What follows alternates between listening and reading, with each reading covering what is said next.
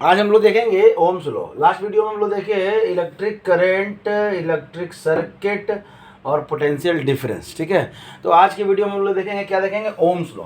Ohm's law क्या कहता है? ये कहता है कि इफ, क्या कहता है, if the physical condition, if the physical condition of a conductor is same, तब क्या बोलता है, is same, then the current, क्या है, द करेंट फॉलोइंग थ्रू या passing through the conductor is directly proportional to the potential difference across its two end. ठीक है, मतलब then the current following through the conductor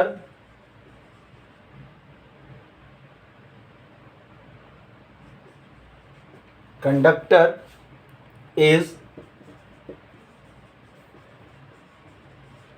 directly proportional to potential difference across it, या सीधा potential difference कर सकते हैं, potential difference across it करेंगे मतलब उसी से जो पास हो रहा है। ये ध्यान देना है आपका कि यहाँ पे हम क्या लिखे हैं, फिजिकल कंडीशन अगर सेम है तब। इस फिजिकल कंडीशन में क्या क्या आता है, आपका टेम्परेचर आता है, आपका स्ट्रेन आता है, मैकेनिकल स्ट्रेन आता है, आपका लेंथ आता है, मतलब आपका जो वायर है या जो कंडक्टर कह सकते हैं उसका टेम्परेचर सेम होना चाहिए, मतलब टेम्परेचर चेंज ना हो, और स्ट्रेन या लेंथ क्या करेगा, एक प्रॉपर मतलब सेम है, तब हम लोग कह सकते हैं कि आपका जो करंट जो फ्लो कर रहा है कहाँ से, कंडक्टर से, वो डायरेक्टली प्रोपोर्शनल किसके, उसके पोटेंशियल डिफरेंस के। तब यहाँ से कह सकते हैं कि I is directly proportional to V, I directly proportional to V, और यहीं से फिर हम लोग कहते हैं कि I equal to R into V।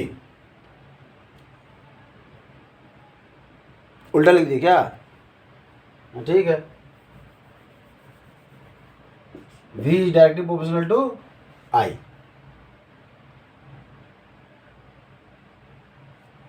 ठीक लिखे थे ना? ऐसा लिख सकते हैं और ऐसा भी लिख सकते हैं, यहां तक में तो कोई दिक्कत नहीं, क्योंकि आप ऐसे भी लिखे ऐसे भी लिखे। एक बच्चा हमसे पूछा था कि sir V directly proportional to I और I directly proportional to V, दोनों में से कौन सही? तो सही तो दोनों है, लेकिन जब हमारा बात करता है कि इसको इक्वल करने की, तो V इक्वल टू हम लोग क्या लिखते हैं, R इंटू I, और इसी को हम लोग क्या लिखते हैं, V इक्वल टू IR, और यहाँ जो आपका R है वो क्या है, रेसिस्टेंस है। क्या है आपका, रेसिस्टेंस है। तब हम लोग ये I इक्वल टू आर भी क्यों नहीं कर सकते हैं, I इक्वल टू आर भी क्यों नहीं कर सकते, ये हमारा सवाल है। ठीक है, ये हमारा सवाल है कि I इक्वल टू आर भी क्यों नहीं, जब V directly proportional to I या I directly proportional to V, इन दोनों में से कुछ करें कोई दिक्कत नहीं है। तो हम यहाँ से हम लोग आगे बढ़ते हैं कि V इक्वल टू क्या होता है, RI, मतलब वही R क्या है, कांस्टेंट है, R क्या है आपका, कांस्टेंट है, और इसी को इस कांस्टेंट को हम लोग क्या कहते हैं, रेसिस्टेंस कहते हैं। क्या कहते हैं, रेसिस्टेंस कहते हैं। तो हमारा सवाल ये है कि हम I इक्वल टू आर भी क्यों नहीं लिखते हैं, I इक्वल टू आर भी क्यों नहीं लिखते हैं। ठीक है, इसका सवाल आप अपने कमेंट सेक्शन में बताइएगा। अगर आपको नहीं मिला हो तो हमारे अगले वीडियो में इसका आंसर हम जरूर बतलाएंगे। ठीक है, करंट के अगले वीडियो में इसका आंसर हम जरूर बतलाएंगे। चलिए, तब है, ये एक बच्चा हमसे पूछा भी था, उसको हम आंसर भी किए हैं। अगर वो देख रहे होंगे तो उनको तो याद ही होगा, बाकी हम लोग देखते हैं। ठीक है, तो यहाँ से एक फार्मूला आया आपका कि V जो है वो क्या है, I इंटू आर, और R क्या है आपका, रेसिस्टेंस है। R क्या है, रेसिस्टेंस है। R को क्या बोलते हैं, इलेक्ट्रिक रेसिस्टेंस। कांस्टेंट भी है, यहाँ पे क्या कर सकते हैं, सबसे पहले तो हम लोग कहेंगे कि कांस्टेंट, और इसी कांस्टेंट को हम लोग क्या बोल रहे हैं, रेसिस्टेंस बोल रहे हैं। ठीक है, अब देखिए, ये जो ओम्स लॉ है, ये जो ओम्स लॉ है, Ohm's law is not universal, मतलब ये यूनिवर्सल लॉ नहीं है। समझ रहे हैं, मतलब ये आपका अलग होता चला जाएगा, ठीक है। हर सब्सटेंस के लिए कोई ज़रूरी नहीं कि सारे सब्सटेंस जो है ना ओम्स लॉ को फॉलो करें, लेकिन जो फॉलो करते हैं या जो कह सकते हैं कि जो ओबे करते हैं, सब्सटेंस विच ओबे ओम्स लॉ, सब्सटेंस विच ओबे ओम्स लॉ, ओम्स लॉ, इसको क्या बोलते हैं हम लोग, उसको हम लोग क्या बोलते हैं, ओमिक सब्सटेंस। क्या बोलते हैं हम लोग, ओमिक सब्सटेंस, ठीक है। हम लोग इसी को बोलते हैं ओमिक, ओमिक सब्सटेंस, ठीक है। क्या बोलते हैं, ओमिक सब्सटेंस। समझ में आया यहाँ तक में कोई दिक्कत? अब इस आर का हम लोग अगर यूनिट देखें, इस आर का यूनिट देखें यहाँ से, तो हम लोग क्या देख सकते हैं कि अगर आर इक्वल टू की हम लोग बात करें तो ये क्या हो जाएगा, V अपॉन आई। तो हम लोग बात करते हैं V के लिए क्या होता है आपका वोल्ट, और I के लिए क्या होता है एम्पियर।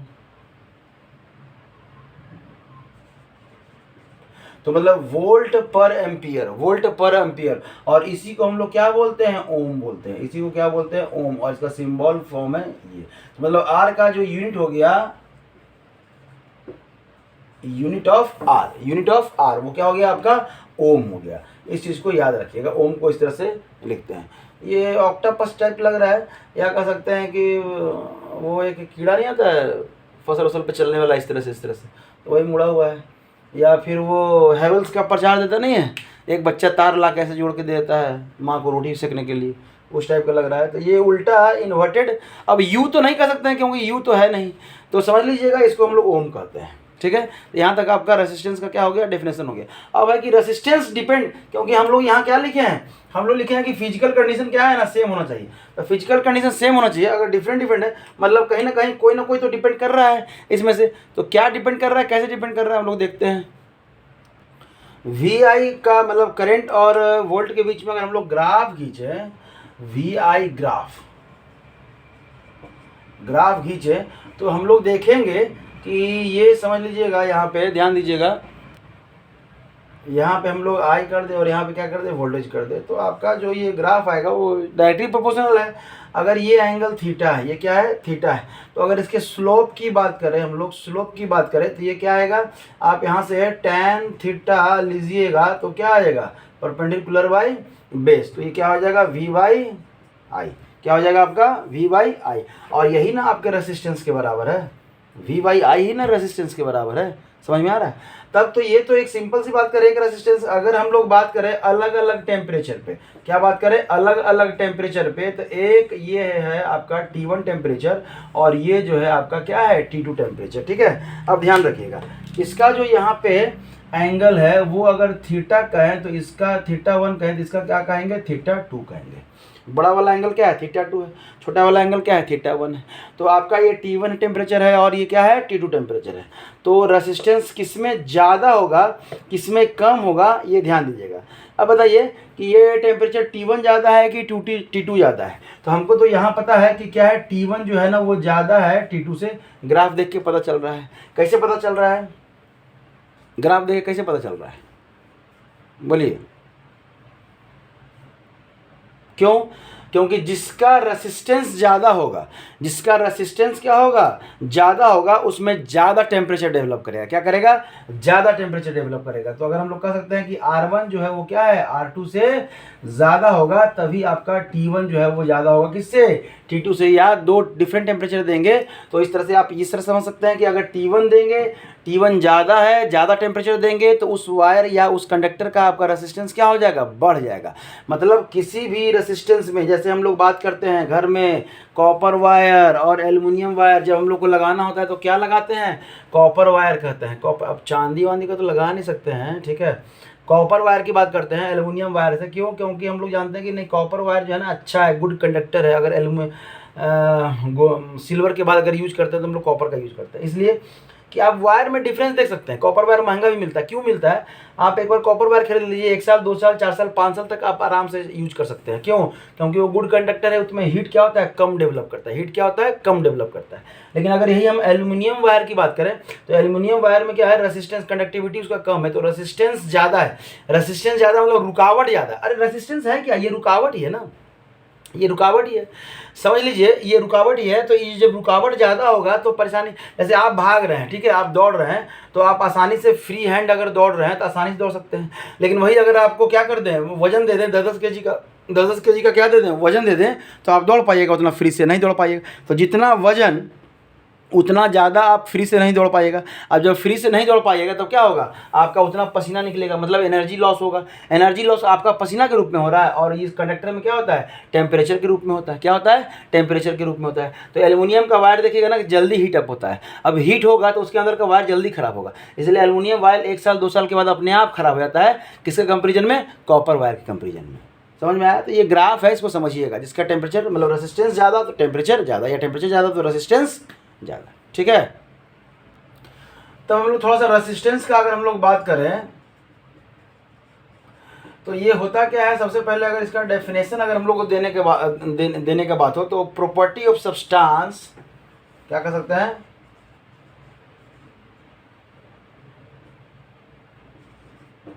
Properties of substance. अब सिर्फ कंडक्टर तो कह नहीं सकते हैं, क्योंकि ये इंसुलेटर और सेमीकंडक्टर में होता है। तो प्रॉपर्टी ऑफ क्या है, substance by which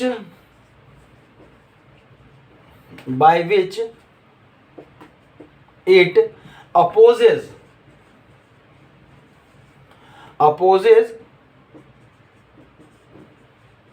the flow of क्या होता है, current. Opposes the flow of current, मतलब वो प्रॉपर्टी जिससे हम लोग क्या करते हैं, करंट के फ्लो क्या करते हैं, अपोज करते हैं, इज कॉल्ड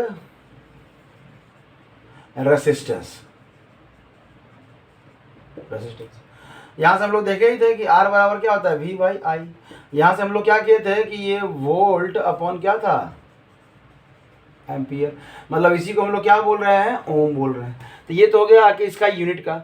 आपका रेसिस्टेंस जो है ना वो डिपेंड भी करता है, रेसिस्टेंस जो है वो डिपेंड करता है। हम अगर बात करें कि हम 1 ओम रेसिस्टेंस कब बोलेंगे, जब 1 वोल्ट करंट 1 वोल्ट और 1 एम्पियर हमारा करंट अगर पास कर रहा हो हमारे सर्किट में, मतलब 1 वोल्ट से कितना 1 एम्पियर करंट पास कर रहा हो, तब ना हम लोग बोलेंगे कि हमारा जो रेसिस्टेंस वो कितना होगा, 1 ओम के बराबर होगा। कोई दिक्कत नहीं। तब है कि हमारा ये जो रेसिस्टेंस है ना डिपेंड करता है, किस किस पे डिपेंड करता है, तो समझिएगा, ध्यान दीजिएगा। हम लोग यहाँ आगे बढ़ते हैं, इसको मिटा के। रेसिस्टेंस जो है हमारा डिपेंड्स करता है, तो किस किस पे डिपेंड करता है, तो ये आर डिपेंड्स ऑन लेंथ, किस पे, लेंथ पे डिपेंड करता है। तो लेंथ के क्या है, ये डायरेक्टली प्रोपोर्शनल। समझिएगा इसको। जैसे मान लेते हैं आप इस लंबे, आप नया चप्पल खरीदे हैं, आप इस लंबे रास्ते पे चलेंगे तब ज़्यादा घिसेगा, या इस छोटे रास्ते पे चलेंगे तब घिसेगा, लंबे रास्ते पर चलेंगे तब घिसेगा।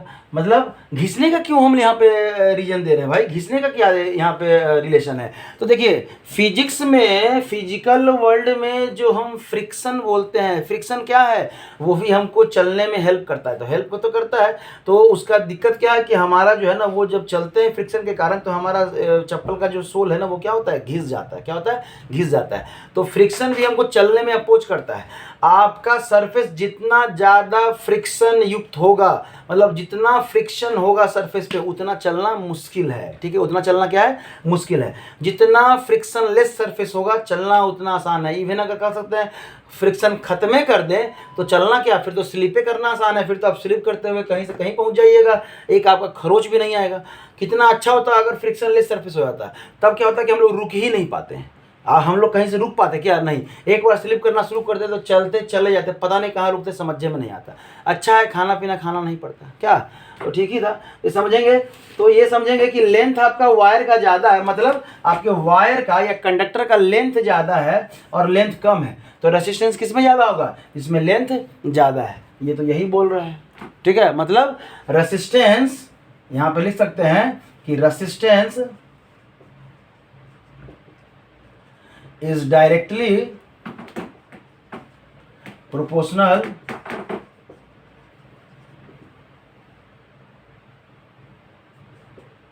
To directly proportional to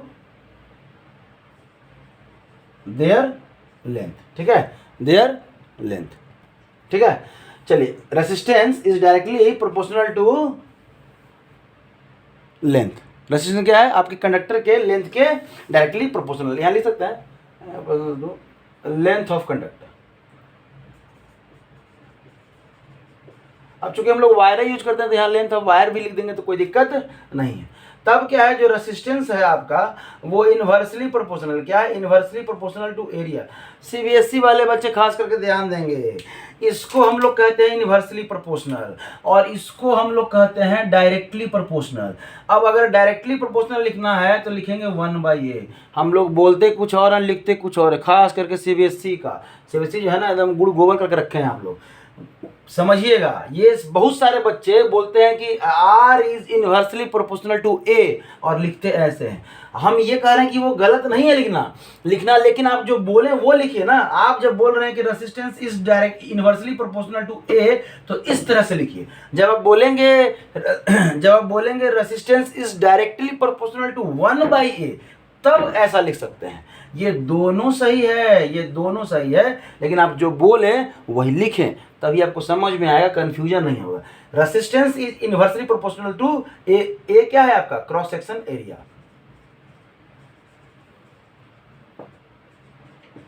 cross section area तो यहाँ पे लिख सकते हैं inversely proportional to cross section area, और यहाँ पे क्या है, डायरेक्टली प्रोपोर्शनल टू 1/a। कोई दिक्कत नहीं, ठीक है। तब हम अगर इन दोनों को एक साथ मिला दें तो R is directly proportional to L by क्या हो जाएगा, A। L बाई क्या हो जाएगा, A। और यहीं से जब हम लोग इसको इक्वल करेंगे तो एक टर्म आता है जिसको कहते हैं रेसिस्टिविटी, इसको रो कहते हैं, रो कहते हैं। और इसका ये है क्या, आपका रेसिस्टिविटी है। ये मटेरियल टू मटेरियल डिपेंड करता है, ठीक है। अब देखिए, बहुत अच्छा फार्मूला आपके पास आया है। अब इस फार्मूले का यूज करना है और इस फार्मूले को यूज करके हम लोग जो है ना बहुत सारा क्वेश्चन हम लोग सॉल्व करेंगे, तो समझेंगे, ठीक है।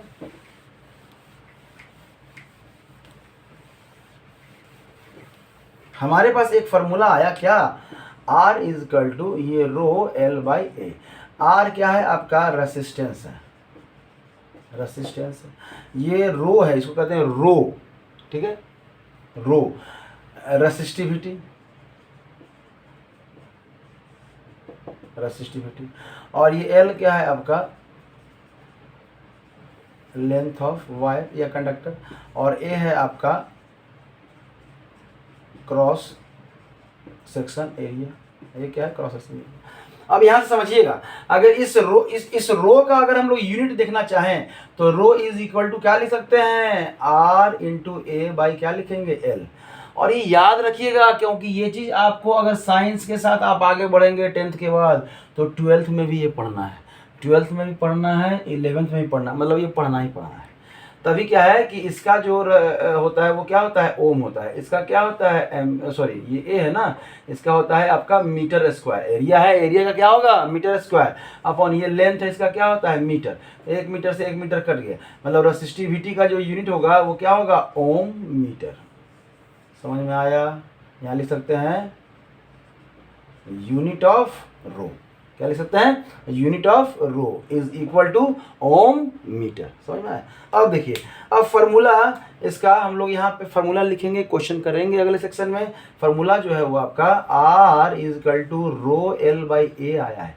इसका मतलब क्या है कि जो R है वो डायरेक्टली प्रोपोर्शनल है आपका किसका, L का। अच्छा, ये तो हम लोग कर ही चुके हैं, ध्यान से अलग से करने का जरूरत नहीं है। तब यहाँ पे देखिएगा कि R जब L के डायरेक्टली प्रोपोर्शनल है, अगर आपका वायर मतलब मटेरियल सेम है तो ये क्या होगा, सेम होगा। मतलब ये जो है वो डिपेंड किस पे करता है,